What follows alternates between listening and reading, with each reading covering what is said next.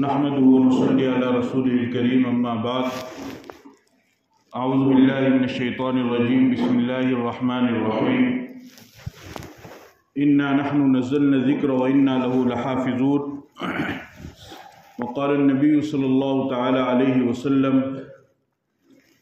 من قرأ القرآن فاستظهره فأحل حلاله وحرم حرامه وادخله الله الجنة البتة وشفعه في 10 من أهل بيته كلهم قد وجبت لهم النار أو كما قال عليه الصلاة والسلام۔ میرے محترم بزرگوں اور دوستوں، عزیز ساتھیوں، قرآن کریم کی ایک آیت مبارکہ اور نبی پاک صلی اللہ علیہ وسلم کی ایک حدیث مبارک میں نے آپ حضرات کے سامنے تلاوت کی ہے۔ قرآن کریم کی جس آیت کی میں نے آپ حضرات کے سامنے تلاوت کی ہے، اس آیت میں اللہ رب العزت نے اپنے ایک خاص نظام کو بیان فرمایا ہے، جو نظام اللہ رب العزت نے اس کائنات میں پیغمبر صلی اللہ علیہ وسلم کے تشریف لانے کے بعد چلایا، جو اب تک چل رہا ہے اور تا قیامت چلتا رہے گا۔ وہ نظام کیا ہے؟ فرمایا انا نحن نزلنا الذکر وانا له لحافظون، کہ ہم نے قرآن کریم کو نازل کیا اور ہم ہی اس کی حفاظت کرنے والے ہیں۔ اور ہر مسلمان اس بات کو اچھی طریقے سے جانتا بھی ہے، مانتا بھی ہے، اور ہر مسلمان کا اس بات پر عقیدہ اور یقین اور ایمان بھی ہے کہ قرآن کریم یہ اللہ تعالیٰ کی کتاب ہے، جو اللہ رب العزت نے سید الملائکہ جبرائیل علیہ السلام کے واسطے سے سید الانبیاء جناب محمد الرسول اللہ صلی اللہ علیہ وسلم کی ذات اقدس پر نازل فرمایا۔ اللہ تعالیٰ نے قرآن کریم کی حفاظت کا ذمہ لیا، اللہ تعالیٰ نے قرآن کریم کی حفاظت کا وعدہ فرمایا۔ اب سوال یہ پیدا ہوتا ہے کہ آخر قرآن کریم کی حفاظت کس طریقے سے ہوگی؟ اور یہ بات تو حقیقت ہے کہ جس چیز کی حفاظت کی ذمہ داری اللہ پاک لیتے ہیں تو کائنات کی تمام چیزیں مل کر کے بھی اس کو نقصان نہیں پہنچا سکتی ہے، بلکہ اللہ تعالیٰ اس کی حفاظت کر کے رہتے ہیں۔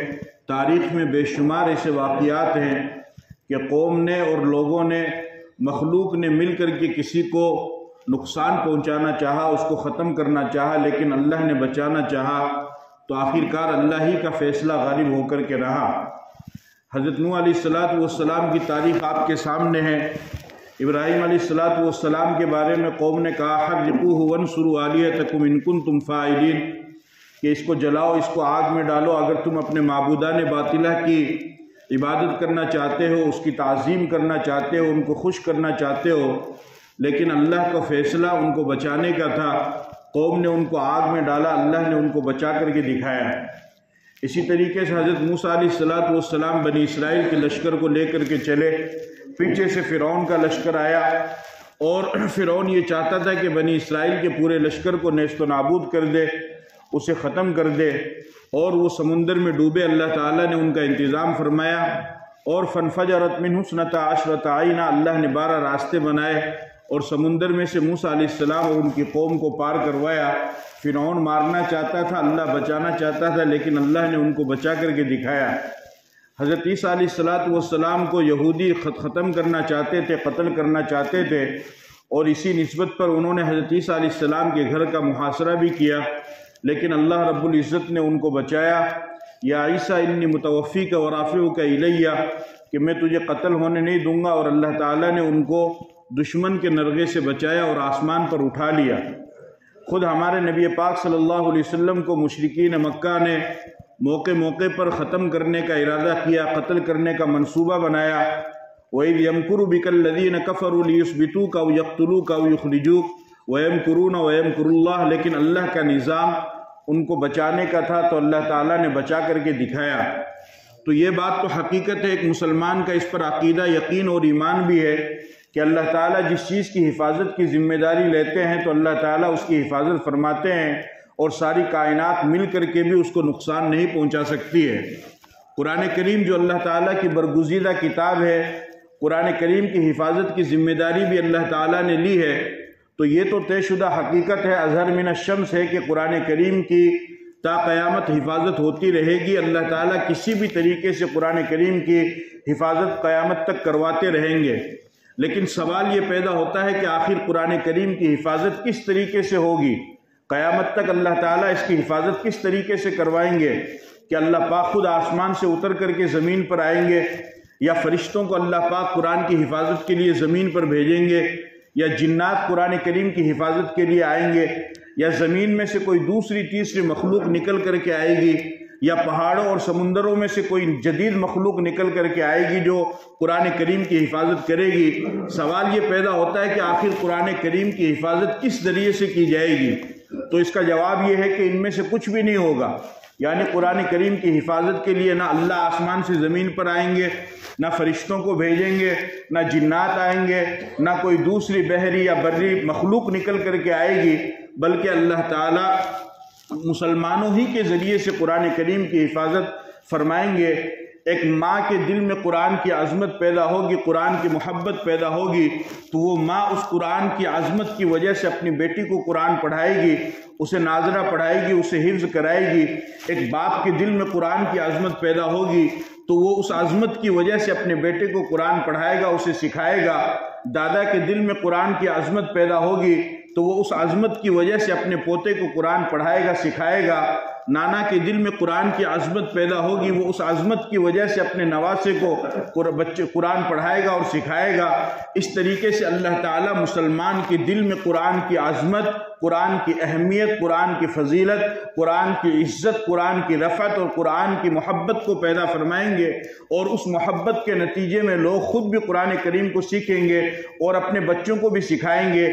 تو جہاں پر اس طریقے سے قرآن کریم کے سیکھنے اور سکھانے کا سلسلہ چلتا رہے گا، وہیں پر دوسری طرف اس طریقے سے قرآن کریم کی حفاظت بھی ہوتی رہے گی، اور اسی طریقے سے اللہ تعالیٰ تا قیامت قرآن کریم کی حفاظت فرماتے رہیں گے۔ اللہ تعالیٰ نے اور بھی کتابیں آسمان سے اتاری، لیکن اللہ تعالیٰ نے ان کی حفاظت کا وعدہ نہیں کیا۔ زبور اللہ نے موسیٰ علیہ السلام کو عطا فرمائی، داؤد علیہ السلام کو اللہ تعالیٰ نے زبور عطا فرمائی، موسیٰ علیہ السلام کو توریت عطا فرمائی، عیسیٰ علیہ السلام کو انجیل عطا فرمائی۔ یہ بھی آسمانی کتابیں ہیں، ان کو بھی اللہ نے نازل فرمایا، لیکن اللہ نے ان کی حفاظت کی ذمہ داری نہیں لی، بلکہ جس قوم کو دیا انہی کے ذمے لگا دیا۔ اسی وجہ سے اس قوم نے جب ان کو موقع ملا، وہ آسمانی کتابیں تو تھی لیکن ان میں انہوں نے تحریف کر دی۔ یحرفون الکلم عن مواضعہ، جو مسائل ان کو آسان لگے ان کو رکھا، اور جو مشکل لگے اس کو نکال دیا۔ جو مسائل جو حلال چیزیں ان کو اچھی لگی ان کو رکھا اور حرام کو نکال دیا۔ جو سزائیں جو حدود شریعت نے مقرر فرمائی تھی، جو آسان لگی اس کو رکھا اور باقی کو انہوں نے نکال دیا۔ لیکن قرآن کریم اللہ کی ایک ایسی کتاب ہے کہ اللہ تعالیٰ نے اس کی حفاظت، اس کو نازل بھی فرمایا اور اس کی حفاظت کا ساتھ میں وعدہ بھی فرمایا، جس کی وجہ سے یہ قرآن آج موجود ہے۔ آج آپ پوری دنیا کے اندر چلے جائیے، یہودیوں کو اللہ تعالیٰ نے توریت عطا فرمائی، عیسائیوں کو اللہ تعالیٰ نے انجیل عطا فرمائی۔ آپ پوری دنیا میں چلے جائیے، پوری دنیا میں کہیں پر بھی آپ کو ایک یہودی بھی ایسا نہیں ملے گا کہ جو آپ کو دعوے کے ساتھ یہ کہہ سکے کہ جو توریت اللہ نے موسیٰ علیہ السلام کو دی تھی وہ توریت آج مجھے یاد ہے، آج میرے پاس میں محفوظ ہے۔ ویسی کی ویسی توریت جیسا کہ موسیٰ علیہ السلام کو اللہ نے دی تھی، ویسی توریت آج پوری دنیا میں کسی بھی یہودی کے پاس میں نہیں۔ جیسی انجیل اللہ تعالیٰ نے عیسیٰ علیہ السلام کو اور عیسائیوں کو عطا فرمائی تھی، ویسی انجیل آج پوری دنیا میں کہیں پر کسی بھی عیسائی کے پاس میں موجود نہیں ہے۔ اسی طریقے سے سابئین کے پاس چلے جائیے، ان کو جو زبور اللہ نے دی تھی ویسی زبور آج کسی کے پاس بھی موجود نہیں ہے۔ لیکن جب آپ مسلمان کے پاس آئیں گے اور ان سے اگر آپ کہیں کہ تمہارے پیغمبر محمد رسول اللہ صلی اللہ علیہ وسلم پر اللہ نے جو کتاب قرآن کریم نازل فرمائی ہے وہ کتاب ہم کو بتاؤ، وہ دکھاؤ، تو الحمدللہ آج پیغمبر کے 1444 سال ہو گئے گزرنے کے باوجود بھی جیسا قرآن اللہ نے اپنے پیغمبر پر 1450 سال پہلے اتارا تھا، ویسا کا ویسا ہی قرآن آج مسلمان آپ کو سنائے گا، اس میں زبر زیر کی بھی کہیں پر کوئی کمی نہیں آئے گی۔ یہ کیوں؟ یہ اس وجہ سے کہ چونکہ اللہ تعالیٰ نے قرآن کریم کی حفاظت کا ذمہ لیا ہے، اور قرآن کے عجیب معجزہ ہے، عجیب معجزے ہیں قرآن کریم کے۔ دیکھیے آپ اچھی طریقے سے اس بات کو سمجھتے ہیں کہ انسان اسی چیز کو پڑھتا ہے جس کو وہ سمجھتا بھی ہے۔ اگر انسان کسی چیز کو سمجھتا نہیں تو وہ اس کو نہیں پڑھے گا۔ ایک کتاب یہاں پر رکھی ہوئی ہے، اس کتاب کو اگر آپ سمجھتے ہیں، وہ اردو میں لکھی ہوئی، آپ کو اردو نہیں آتی تو آپ اس کو نہیں پڑھیں گے، یا اخبار آیا ہوا ہے، اس اخبار کو اگر آپ نہیں سمجھتے ہیں تو آپ اس کو نہیں پڑھیں گے۔ لیکن قرآن کریم کی یہ خاصیت ہے کہ اس کو انسان چاہے سمجھے یا نہ سمجھے، اس کے باوجود بھی پورے قرآن کریم کو انسان پڑھ لیتا ہے۔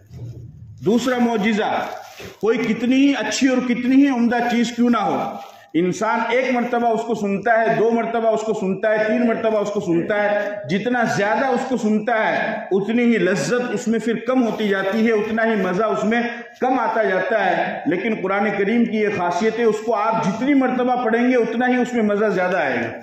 یہ قرآن کی خاصیت ہے، اس کے علاوہ کسی اور کتاب کی یہ خاصیت نہیں ہے۔ اسی طریقے سے پوری دنیا کے اندر آج کسی بھی دھرم کو ماننے والے، ان کی جو دھارمک کتاب ہے، ان کے حافظ آپ کو پوری دنیا میں کہیں پر بھی نہیں ملیں گے۔ آپ عالم یہودیت کے پاس چلے جائیے، ان کو کہیے کہ مجھے کوئی توریت کے حافظ دکھاؤ، تو آپ کو پوری عالم یہودیت میں آپ کو کوئی بھی توریت کا حافظ نہیں ملے گا۔ آپ عالم عیسائیت کے پاس چلے جائیے اور عیسائیوں سے آپ کہیے کہ ہمیں تم انجیل کا حافظ دکھاؤ، تو پوری دنیا عیسائیت میں کوئی ایک بندہ بھی آپ کو انجیل کا حافظ نہیں ملے گا۔ اس کے علاوہ دوسرے جو دھرم ہے، دوسرے جو مذہب ہے، ان مذہب کے ماننے والوں کے پاس آپ چلے جائیے تو پھر وہاں پر بھی آپ دیکھیں گے کہ وہاں پر آپ کو کوئی بھی حافظ نہیں ملے گا کسی بھی کتاب کا۔ لیکن جب آپ مسلمان کے پاس آئیں گے اور مسلمان کو آ کر کے اگر آپ پوچھیں گے کہ تمہاری جو مذہبی کتاب، دھارمک بک قرآن کریم ہے، کیا اس کو کوئی پڑھنے والا ہے، تو آپ کو یہ جان کر کے خوشی ہوگی کہ الحمد سے لے کر والناس تک پورے قرآن کو پڑھنے والے، اس کو اپنے سینے میں بسانے والے، اس کو حفظ کرنے والے مسلمانوں میں لاکھوں کی تعداد میں ملیں گی۔ بلکہ سید خالد فیصل صاحب ایڈیٹر ہیں، ایک اردو اخبار آتا ہے روز سہارا اخبار، اس اخبار کے وہ ایڈیٹر ہے، وہ ایک مرتبہ تشریف لائے تو انہوں نے اپنے بیان میں فرمایا، تقریباً 7-8 سال پہلے انہوں نے فرمایا کہ ایک رپورٹ کے مطابق پوری دنیا میں صرف 1 سال میں 5 لاکھ بچے قرآن کریم کے حافظ بنتے ہیں۔ سبحان اللہ بولو، 1 سال میں، اور یہ تو وہ بچے ہیں کہ جو صرف ریکارڈ پہ آئے ہیں، باقی اس کے علاوہ آپ کے ٹائم میں جو بچے پڑھ رہے ہیں ان کو تو وہ تو ریکارڈ میں آئے ہی نہیں، ان کے علاوہ جو چھوٹے بچے چھوٹے مدرسوں میں پڑھ رہے ہیں وہ تو ریکارڈ میں آئے نہیں، صرف ریکارڈ میں آنے والے 5 لاکھ بچے، عالم عرب کے الگ، عالم عجم کے الگ۔ اس طریقے سے اللہ تعالیٰ مسلمان کے دل میں قرآن کی عظمت کو پیدا کرتا ہے اور وہ قرآن کو پڑھتے ہیں، اس کو سیکھتے ہیں، اور یہ سلسلہ تا قیامت چلتا رہے گا۔ خوش نصیب ہوگا وہ انسان کہ جو اللہ کے اس مضبوط حفاظتی نظام میں اپنے آپ کو شامل کر لے گا۔ اس لیے آپ علیہ الصلوۃ نے ارشاد فرمایا، خیرکم من تعلم القرآن وعلمہ، تم میں سب سے بہترین انسان وہ ہے جو قرآن کریم کو پڑھے اور دوسروں کو پڑھائے، جو قرآن کو سیکھے اور دوسروں کو سکھائے۔ آپ علیہ الصلوۃ نے فرمایا، من قرأ القرآن وعمل بما فیہ البس اللہ تعالی والدیہ تاجا یوم القیامہ ضوءہ احسن من ضوء الشمس فی بیوت الدنیا فما ظنکم بالذی عمل بہذا۔ فرمایا کہ جس نے قرآن کو پڑھا، اس پر عمل کیا، اس کے ماں باپ کو اللہ تعالیٰ قیامت کے دن ایسا روشن تاج پہنائیں گے کہ اس کی روشنی سورج سے بھی زیادہ اس کی روشنی ہوگی۔ جب رات آتی ہے تو اس کی روشنی کو ختم کرنے کے لیے ستارے آتے ہیں، لیکن وہ اس کی روشنی کو ختم نہیں کرتے ہیں۔ پھر کچھ وقت گزرنے کے بعد چاند نکل کر کے آتا ہے، چاند کی روشنی بھی اتنی زیادہ نہیں ہوتی ہے کہ وہ رات کے اندھیرے کو ختم کر دے۔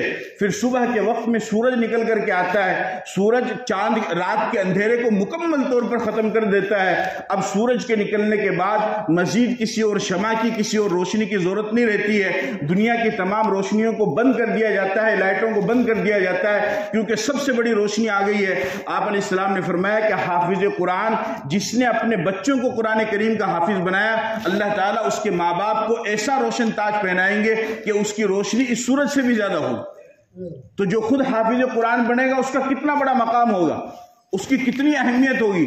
فرمایا، من قرأ القرآن فاستظهره فأحل حلاله وحرم حرامه ادخله الله الجنة البتة وشفعه في 10 من أهل بيته كلهم قد وجبت لهم النار۔ فرمایا جس نے قرآن کو پڑھا، اس کے حلال کو حلال جانا، اس کے حرام کو حرام جانا، اللہ تعالیٰ اس کو ضرور جنت میں داخل فرمائیں گے، اور صرف وہی جنت میں نہیں جائے گا بلکہ اکیلا وہ ایک حافظ قرآن، اس کے خاندان کے 10 ایسے آدمی کے جن کے لیے جہنم واجب ہو چکی ہو، ان کو وہ اپنے ساتھ جنت میں لے کر کے چلا جائے گا۔ अकेला हाफिज कुरान। और वो कैसा मौका होगा आप जानते हैं, वो ऐसा मौका होगा कि वहां पर आम उम्मती तो छोड़ो, अंबिया भी कहेंगे या रब्बी नफ्सी नफ्सी, या रब्बी नफ्सी नफ्सी। आप अलैहिस्सलाम ने फरमाया कि लोग परेशान होंगे और सिफारिश के लिए जाएंगे आदम के पास, वो कहेंगे या रब्बी नफ्सी नफ्सी। नूह अलैहिस्सलाम दीगर अंबिया के पास जाएंगे, सब कहेंगे या रब्बी नफ्सी नफ्सी। आखिर में मेरे पास आएंगे तो आप अलैहिस्सलाम ने फरमाया कि मैं अल्लाह के सामने जाऊंगा, सजदे में गिरूंगा। अल्लाह पाक फरमाएंगे या मोहम्मद इरफा रासक सलतोता इश्फा तुशफा इस्मा तुस्मा, कि ए मोहम्मद अपने सर को उठाओ, मैं सिफारिश करो, तुम्हारी सिफारिश को कबूल किया जाएगा। ऐसे खतरनाक माहौल में उस मैदान महशर में अल्लाह के नबी ने फरमाया कि एक हाफिज कुरान अपने साथ 10 आदमियों को लेकर के जन्नत में दाखिल होगा। आप अंदाजा लगाइए कि कितना बड़ा मकाम है, कितना बड़ा मकाम है। अल्लाह ने किस पैराए में कुरान करीम को नाजिल फरमाया है। जो कुरान को नाजिल करने वाला, कुरान को उतारने वाला अल्लाह, वो तो सबसे बड़ा है, वो तो सबसे निराला है, उसकी ताकत तो सबसे जुदा है, उसकी ताकत तो सबसे अलाहिदा, वहु अला कुल्ली शैइन कदीर की उसकी सिफत है। जिस फरिश्ते के जरिए से अल्लाह ने कुरान को उतारा, वो फरिश्ता सय्यदुल मलाइका जिब्राइल, तमाम फरिश्तों का सरदार। और जिस जात के ऊपर अल्लाह ने कुरान को नाजिल फरमाया, वो जात नबी पाक सल्लल्लाहु अलैहि वसल्लम, तमाम नबियों की सरदार। और जिस महीने में अल्लाह ने कुरान को नाजिल फरमाया, वो रमज़ान का महीना, तमाम महीनों का सरदार। और जिस रात में अल्लाह ने कुरान को नाजिल फरमाया, वो लैलत मुबारका, तमाम रातों की सरदार। तो उतारने वाला भी सबसे बड़ा, जिस नबी पर उतारा वो सबका सरदार, जिस फरिश्ते के जरिए से उतारा कुरान को वो सबका सरदार, जिस महीने में उतारा वो महीनों का सरदार, जिस रात में उतारा वो रात का सरदार। सबक ये मिलता है कि अब जो भी मुसलमान इस कुरान से जुड़ेगा या इसके साथ जुड़ने वालों का ताउन करेगा, अल्लाह उसे भी सरदार बना देगा, दुनिया में भी बनाएगा और आखिरत में भी अल्लाह उसे बना देगा। इस वजह से मेरे अजीजों, हमें कुरान की अहमियत को समझने की ज़रूरत है, कुरान की फजीलत और कुरान की आज़मत को अपने दिल में हमें उतारने की ज़रूरत है। इसलिए हमारा ये फ़र्ज़ बनता है कि कोई मौलवी की किताब नहीं है, बल्कि ये अल्लाह की किताब है। अल्लाह की किताब समझ करके हम खुद भी कुरान करीम को पढ़ें और अपने बच्चों को कुरान करीम को पढ़ाएं। और जहाँ कहीं पर भी कुरान करीम की तालीम दी जाती हो, कुरान सिखाया जाता हो, मदरसों की शक्ल में या मकतब की शक्ल में या इदारे की शक्ल में, उन तमाम मदरसों में ताउन करके भी आप जो है उसमें हिस्सा ले सकते हैं और कुरान की आज़मत और कुरान की फजीलत को आप हासिल करने वाले बन सकते हैं। ये चंद बातें थी जो मैंने आपके सामने रखी। अल्लाह ताला मुझे और आपको अमल की तौफीक अता फरमाए। व आखिरु दावाना अल्हम्दुलिल्लाहि रब्बिल आलमीन।